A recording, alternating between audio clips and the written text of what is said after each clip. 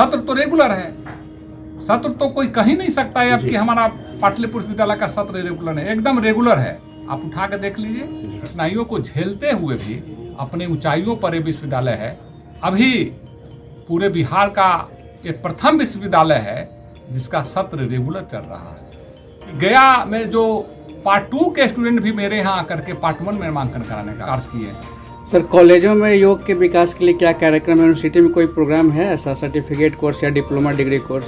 निश्चित तौर पर योगा के क्षेत्र में हम आगे बढ़ेंगे, विश्वविद्यालय आगे बढ़ेगा। निश्चित तौर पर योगा के क्षेत्र में हम आगे बढ़ेंगे, विश्वविद्यालय।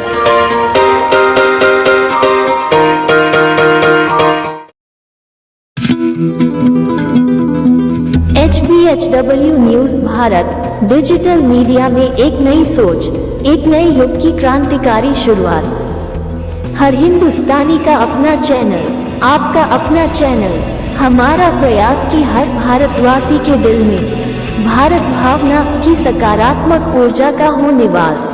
हम समझते हैं आपके दिल के हर जज्बात को, हर दर्द को, स्वयं और अपने परिवार को सशक्त बनाने और हमसे जुड़ने के लिए इस चैनल को करें like, share and subscribe. Bharat के महान अर्थशास्त्री, राजनीतिज्ञ, तक्षशिला गुरुकुल के आचार्य और मगध के प्रधानमंत्री आचार्य चाणक्य के अनुसार शिक्षक और शिक्षा का मूल उद्देश्य व्यक्ति में श्रेष्ठ राष्ट्रीय चरित्र का कुशलता पूर्वक निर्माण करना है। अगर ऐसा नहीं हो पाता है तो ये उस शिक्षक और शिक्षा की विफलता है, क्योंकि राष्ट्रीय चरित्र अथवा राष्ट्रभाव से शून्य व्यक्ति अपनी राष्ट्रीयता के प्रति सजग नहीं होगा। इस प्रकार वह ना तो समाज की भलाई कर पाएगा और न ही अपने देश और देशवासियों का। अगर व्यक्ति की राष्ट्र की उपासना आराधना में आस्था नहीं रही तो उसके जीवन में वासना, भोग एवं उपभोग के अन्य मार्ग भी सुरक्षित नहीं रह पाएंगे। व्यक्ति को समाज और समाज को राष्ट्र की एकता के सूत्र में बांधना ही होगा और वह सूत्र राष्ट्रीय चरित्र और भारत भावना ही हो सकता है।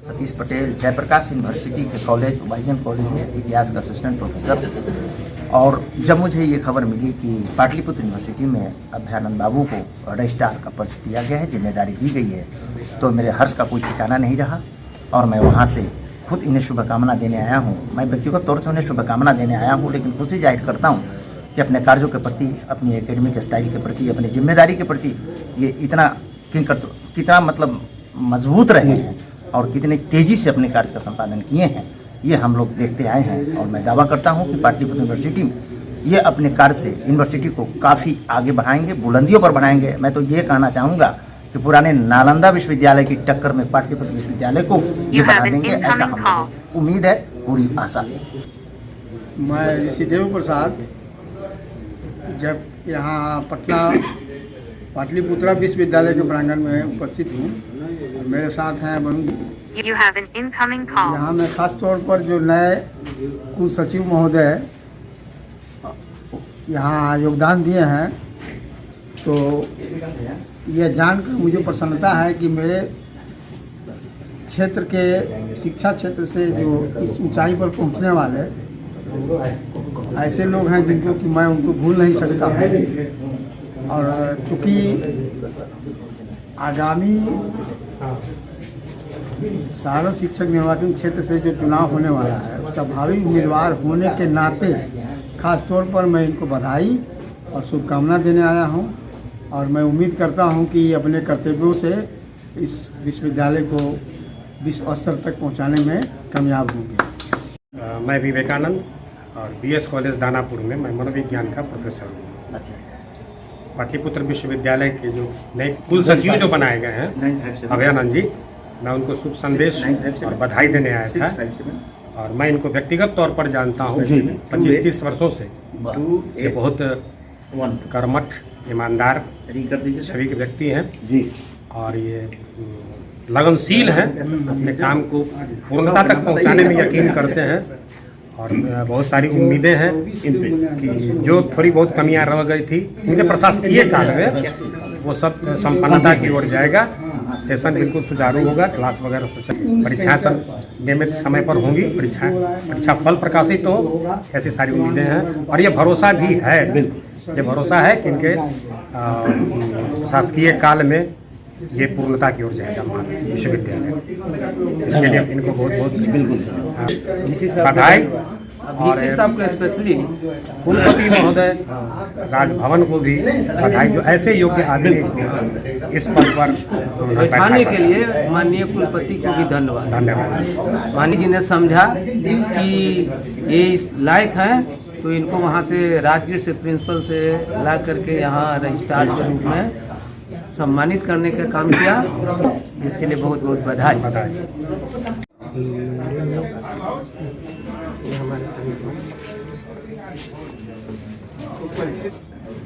जय शिक्षक पार्टी के महासचिव, जय शिक्षक पार्टी कोषाध्यक्ष राम बालक महतो,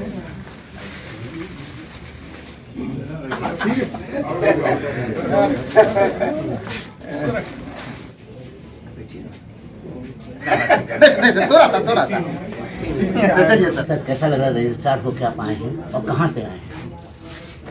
देखिए, रजिस्ट्रार तो महामहिम कुलाधिपति महोदय ने मुझे बनाया है। जी जी। तो निश्चित तौर पर अगर कोई कुल सचिव बनता है किसी विद्यालय का तो हर्ष की बात है। और मैं 96 में असिस्टेंट प्रोफेसर के रूप में Samastipur college Samastipur post graduate department of history में as a assistant professor join किया था। 10 साल मैं वहाँ पठन पाठन किया। उसके बाद मैं SMD कॉलेज जो मगध विश्वविद्यालय का अंगीभूत इकाई था, उसमें मैं इतिहास विभाग में मैंने ज्वाइन किया। 10 वर्षों तक SMD कॉलेज पुनपुन में मैं पठन पाठन किया। उसके बाद मैं करीब 6 वर्ष तक BD कॉलेज पटना मीठापुर पटना में रहा। वहाँ भी मैं डिपार्टमेंट ऑफ हिस्ट्री में रहा और विभागाध्यक्ष भी रहा। उसके बाद माननीय कुलपति महोदय के द्वारा मुझे गवर्नमेंट डिग्री कॉलेज राजगीर का प्रभारी प्रधानाचार्य बनाया गया। करीब 9 महीना कुछ दिन तक ही सफलतापूर्वक मैं वहाँ कार्य किया और मेरे कार्यों को देख करके माननीय कुलपति पाटलिपुत्र विश्वविद्यालय ने भूरी भूरी प्रशंसा की और राजगीर अंतर्राष्ट्रीय जगह है, काफ़ी नाम हुआ और हमारे बिहार के विकास पुरुष के नाम से जाने जाते हैं। माननीय नीतीश कुमार का कर्मस्थली क्षेत्र है। उन्होंने भी बराबर जब भी सुबह में पेपर पढ़ते हैं तो नालंदा जिला का प्रथम बार नालंदा जिला को पढ़ते हैं, तो मेरे कार्यों से प्रसन्न हुए और कहीं न कहीं सरकार के सहयोग से मैं स्कूल सचिव के पद पर मुझे सम्मानित किया गया। पाटलिपुत्र विश्वविद्यालय को बढ़िया से करने के लिए उसका जो शिक्षा आचार प्रचार व्यवहार कुछ हाल फिल्म में कुछ तकलीफ भी आई थी, तो आपके नेतृत्व में कैसा रहेगा? देखिए, विश्वविद्यालय की स्थापना का करीब 5 वर्ष पूर्ण होने जा रहे हैं और माननीय मुख्यमंत्री ने जब स्थापना काल में अपने संबोधन में उन्होंने कहा था विश्वविद्यालय का नाम पाटलिपुत्र विश्वविद्यालय मैं इसलिए दे रहा हूं कि बिहार के लोग ही और साथ ही साथ पटना के लोग, जो पटना प्राचीन काल में पाटलिपुत्र के नाम से जाना जाता था, जो हमारे बहुत समाजवादी विचारधारा के लोग हैं, वो माननीय मुख्यमंत्री से मांग करते थे कि पटना का नाम पुनः पाटलिपुत्रा कर दिया जाए। तो मुझे लगा कि पटना का नाम पाटलिपुत्रा नहीं करके पटना में ही पाटलिपुत्र नाम से एक विश्वविद्यालय स्थापित कर दें और उसी के तहत उन्होंने पाटलिपुत्र विश्वविद्यालय का नाम पाटलिपुत्र देने का काम किया। और निश्चित तौर पर उनके सत प्रयासों से विश्वविद्यालय बहुत कठिनाइयों को झेलते हुए भी अपने ऊंचाइयों पर ये विश्वविद्यालय है। अभी पूरे बिहार का एक प्रथम विश्वविद्यालय है जिसका सत्र रेगुलर चल रहा है। और साथ ही साथ मैं कल यहाँ कुल सचिव के पद पर आसीन हुए हैं। इसके पूर्व मैं राजगीर में था, तो अभी राजगीर डिग्री कॉलेज राजगीर में हमारे जो स्टूडेंट हैं वो गया के स्टूडेंट हैं, नवादा के स्टूडेंट हैं, शेखपुरा के स्टूडेंट हैं, लखीसराय के स्टूडेंट हैं। यानी जो पाटलिपुत्र विश्वविद्यालय का जो सीमांकन जिला है उसके सारे छात्र जो है से पाटलिपुत्र विश्वविद्यालय में नामांकन करवाना चाहते हैं। और नामांकन करवाने का इसलिए चाहते हैं कि यहाँ का सत्र जो है से रेगुलर है। और मैंने अपने जिस समय मैं प्रधानाचार्य था तो मैंने देखा कि गया में जो पार्ट 2 के स्टूडेंट भी मेरे यहाँ आकर के पार्ट 1 में नामांकन कराने का कार्य किए हैं। तो इससे निश्चित तौर पर ये पता चलता है कि हमारा विश्वविद्यालय बहुत ही ऊंचाइयों पर जा रहा है। और आप लोग का सहयोग रहा, सारे बिहारवासियों का सहयोग रहा, तो निश्चित तौर पर ये विश्वविद्यालय बहुत जल्द ही ऊंचाइयों पर जाने का काम करेगा। सर, आपके कुछ स्टूडेंट को कहना है कि सेशन कुछ टेक्निकली देरी हो रहा है, जिससे उसके पठन पाठन में थोड़ा दिक्कत है, तो उसके बारे में क्या है कहना है? देखिए, हमारे यहाँ छात्र काफ़ी हैं और इस वर्ष तो और छात्र नामांकन ज़्यादा लिए हैं। तो पाठन छात्र पहले कॉलेज में आया करें। अगर ये कहते हैं कि सत्र की बात करते हैं और पठन पाठन की बात करते हैं, तो मुझे लगता है कि मैं तो राजगीर में रहा हूँ, तो राजगीर में तो बहुत सारे छात्र छात्राएं महाविद्यालय में पठन पाठन करने के लिए आया करते थी। लेकिन पटना के जो रूरल एरिया है उसमें विद्यार्थी नहीं आते हैं। तो इसमें से दोष जो है छात्र और छात्राओं का भी दोष है, इसमें विश्वविद्यालय और महाविद्यालय का कहाँ दोष है। हमारे गुरुजन जो हैं से उनको पढ़ाने के लिए बैठे हुए रहते हैं।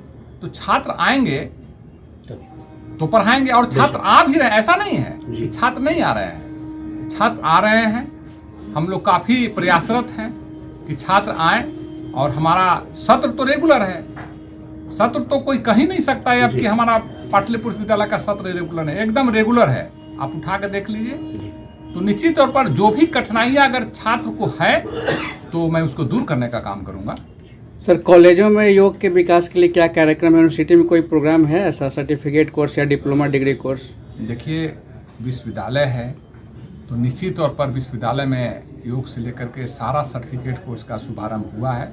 जैसे मैं आपको बताता हूँ, मैं राजगीर में था, TTTM टूर एंड ट्रेवल्स, जो कि बहुत कम लोग जानते हैं, अंतर्राष्ट्रीय स्थल होने के कारण मैंने वहाँ ले लिया, अभी छात्र नामांकन लिए हैं। इसलिए सारे विश्वविद्यालय का भी 5 वर्ष हुआ है, सारे कोर्सेस यहाँ आएंगे और छात्र का पठन पाठन निश्चित तौर पर होगा। सर, योग को लेकर कुछ नियमित कार्यक्रम कॉलेजों के लिए उन शिक्षकों के, हमारे जो अध्यापक हैं वहाँ पे जो लोग हैं उनके लिए सर कुछ है क्या? ऐसा है कि योगा जो है से हमारा विश्वविद्यालय में रेगुलर कोर्स नहीं है, वो वोकेशनल कोर्स में आएगा।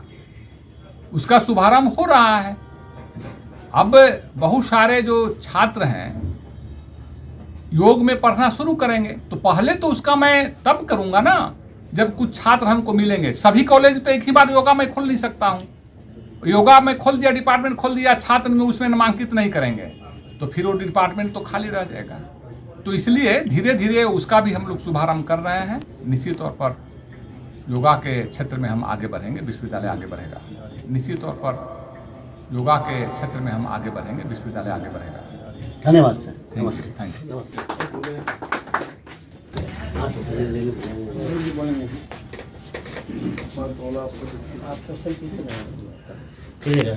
ये पाटलिपुत्र यूनिवर्सिटी के रजिस्ट्रार साहब के पास आए हैं, अच्छा लग रहा है। क्या कहना है आपका? मेरा नाम वरुण कुमार सिंह है, मैं पटना हाईकोर्ट का अधिवक्ता हूँ और मैं इनको बहुत पहले से जानता हूँ। प्रोफेसर अभयानंद सिंह बहुत एनर्जेटिक हैं और ये जहाँ भी रहें, चाहे वो पुनपुन कॉलेज में हो या बीडीमिंग कॉलेज में हो या आपका राजगीर में डिग्री कॉलेज में, 9 महीने के अंदर में कई फैकल्टी उन्होंने वहाँ खुलवाने का काम किया, वोकेशनल का खुलवाने का काम किया।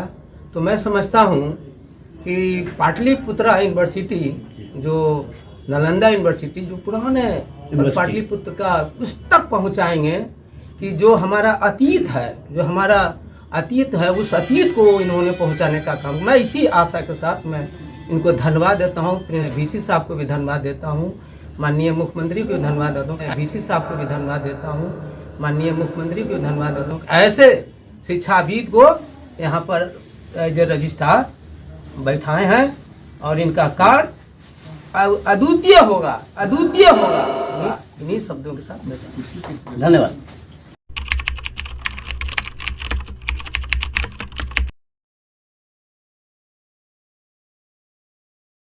23 जून 1813 में ब्रिटिश पार्लियामेंट के हाउस ऑफ कॉमन्स की एक बहस में विलियम विल्बरफोर्स नामक एक अंग्रेज सांसद ने ईस्ट इंडिया कंपनी द्वारा भारत में किए गए गहन सर्वेक्षणों के आधार पर अपने 3 घंटे 30 मिनट के भाषण में बताया कि अभी भारत की आमदनी दुनिया की कुल आमदनी का 27% है, निर्यात विश्व के कुल निर्यात का 33% है और उत्पादन दुनिया के कुल उत्पादन का 43% है। 2 फरवरी 1835 को लॉर्ड मैकाले ने ब्रिटिश संसद के हाउस ऑफ कॉमन्स में अपना भाषण दिया। संपूर्ण भारत में शिक्षा की बेहतरीन व्यवस्था है। भारत में लगभग 7,32,000 रेवेन्यू गांव हैं और यहाँ के हर गांव में कम से कम एक गुरुकुल है। इस प्रकार भारत के विभिन्न इलाकों में साक्षरता का स्तर कम से कम 82% और अधिकतम 100% है, जबकि ब्रिटेन में अभी साक्षरता मात्र 17% के लगभग है। भारत के इन गुरुकुलों में 18 विषय पढ़ाए जाते हैं। इन विषयों के रूप में वैदिक गणित, खगोल शास्त्र, धातु विज्ञान, कारीगरी, एस्ट्रोफिजिक्स, रसायन शास्त्र, चिकित्सा विज्ञान, इस प्रकार कुल 18 विषय पर है पढ़ाए जाते हैं। चिकित्सा विज्ञान के अंतर्गत शल्य चिकित्सा, सर्जरी और औषधि विज्ञान, इन दोनों विषयों को पढ़ाया जाता है। कारीगरी के अंतर्गत 18 विषय की व्यावसायिक शिक्षा दी जाती है, जिसमें लोहे, मिट्टी, बांस, सोने, लकड़ी इत्यादि का कार्य करने का प्रशिक्षण दिया जाता है। भारत की संपत्ति एवं समृद्धि का राज इनकी गुरुकुलय व्यवस्था है। अगर भारत को गुलाम बनाना है और इन पर राज करना है तो सर्वप्रथम भारत की समृद्धि को नष्ट करना होगा। इसके लिए सबसे पहले यहाँ की गुरुकुलीय व्यवस्था को पूरी तरह से समाप्त एवं नष्ट करना होगा और अंग्रेजी शिक्षा का प्रचार प्रसार करना होगा, क्योंकि भारत की समृद्धि और विकास का आधार यहाँ की श्रेष्ठतम गुरुकुलीय व्यवस्था है। मैकाले के इस भाषण के पश्चात भारत में गुरुकुलीय शिक्षा व्यवस्था को गैर कानूनी और अंग्रेजी शिक्षा व्यवस्था को कानूनी रूप दे दिया गया। आजादी के इतने वर्षों बाद भी और भारत के आजादी के अमृत महोत्सव के काल तक यहाँ की शिक्षा व्यवस्था का पैटर्न वही है और इसकी भाषा भी अंग्रेजियत के स्वरूप को लिए हुए है। जबकि महाशक्तियों को टक्कर देता जापान ने अपनी पूरी शिक्षा व्यवस्था यहाँ तक कि अपने सारे रिसर्च की भाषा जापानीज मुख्य भाषा और राजभाषा है, वहीं इस्राएल ने भी अपनी राष्ट्रभाषा हिब्रू को ही रखा है। जबकि हम भारतवासी नकल के लिए बिना अक्ल लगाए अंधानुकरण करने में ही परेशान हैं। ये वैज्ञानिक तथ्य एवं सत्य है कि किसी भी देश में मूल शोध और रिसर्च सबसे बेहतर तरीके से वहाँ की मातृभाषा में ही हो सकती है।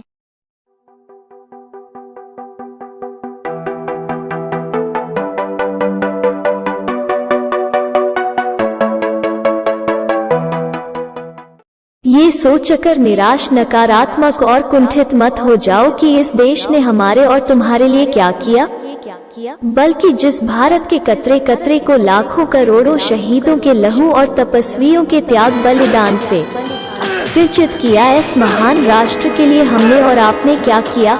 हमारी आपकी लड़ाई और नाराजगी इस देश से तो हो ही नहीं सकती, बल्कि ये देश की व्यवस्था में बैठे तीनों स्तंभों के उन निकम्मे सुखभोगी और तुच्छ स्वार्थी लोगों से है, जो अपना पूरा जीवन श्रेष्ठता के भ्रम में ही गुजार कर नष्ट कर रहे हैं। शान तेरी कभी कम न हो ऐ वतन। सिस्टम यह नहीं कि जिसमें नेक और ईमानदार व्यक्ति जाए तो वह भ्रष्ट और अत्याचारी बन जाए, बल्कि सिस्टम तो वह है कि जिसमें भ्रष्ट से भ्रष्टतम क्रूर और अत्याचारी व्यक्ति भी जाए तो वह राष्ट्र एवं राष्ट्रवासियों की सेवा करने को विवश हो जाए, विवश हो जाए, विवश हो जाए। आज संपूर्ण भारत को ऐसे ही सशक्त और सुदृढ़ सिस्टम की आवश्यकता है, आवश्यकता है, आवश्यकता है। तेरे दीपक की लौ कम न